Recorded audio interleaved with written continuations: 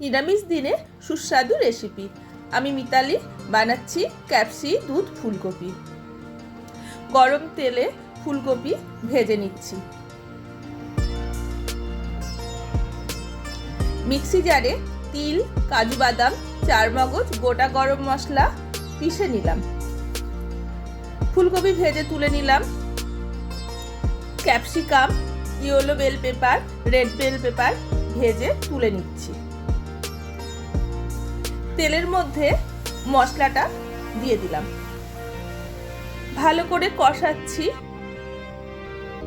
কাঁচা লঙ্কা দিলাম, স্বাদ অনুসারে চিনি, নুন, কাশ্মীরি লঙ্কা গুঁড়ো দিয়ে ভালো করে কষাচ্ছি। এবার ভাজা ফুলকপি দিলাম, ভাজা বেল পেপার, ক্যাপসিকাম দিয়ে কষিয়ে নিচ্ছি। এবার 1 কাপ মতন লিকুইড দুধ দিয়ে দিচ্ছি। ফুটে উঠলেই তৈরি দুধ ক্যাপসি ফুলকপি। আপনারা ভালো থাকবেন। নমস্কার।